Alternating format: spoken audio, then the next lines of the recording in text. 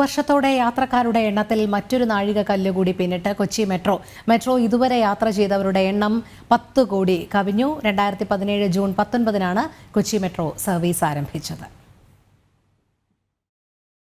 പുതുവർഷത്തിലേക്ക് കടക്കുമ്പോൾ യാത്രക്കാരുടെ എണ്ണത്തിൽ മറ്റൊരു നാഴികക്കല്ല് കൂടി പിന്നിടുകയാണ് KMRL. കൊച്ചി മെട്രോയിൽ ഇതുവരെ യാത്ര ചെയ്തവരുടെ എണ്ണം 10 കോടി പിന്നിട്ടു. കൊച്ചി മെട്രോ സർവീസ് ആരംഭിച്ച 2017 ജൂൺ 19 മുതൽ 2023 ഡിസംബർ 29 വരെ യാത്ര ചെയ്തവരുടെ കണക്കാണിത്. വെറും 6.5 വർഷം കൊണ്ടാണ് കൊച്ചി മെട്രോ ഈ നേട്ടം കൈവരിച്ചുവെന്നതാണ് ശ്രദ്ധേയം. 2021 ഡിസംബർ 21 യാത്രക്കാരുടെ എണ്ണം 5 കോടി പിന്നിട്ടു.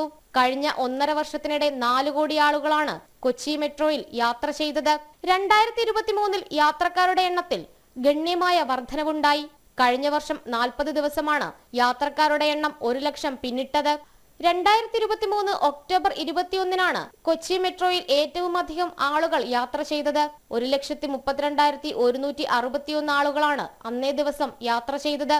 ടിക്കറ്റ് ഇനത്തിൽ കൊച്ചി മെട്രോ ഏറ്റവും അധികം വരുമാനം നേടിയതും 2023 ഒക്ടോബർ 21 നിർമ്മാണം പൂർത്തിയായി തൃപ്പൂണിത്തുറ സ്റ്റേഷനിലേക്ക് കൂടി സർവീസ് ആരംഭിക്കുന്നതോടെ ദിനംപ്രതി യാത്രക്കാരുടെ എണ്ണം 1 ലക്ഷം പിന്നിടുമെന്നാണ് KMRLന്റെ പ്രതീക്ഷ.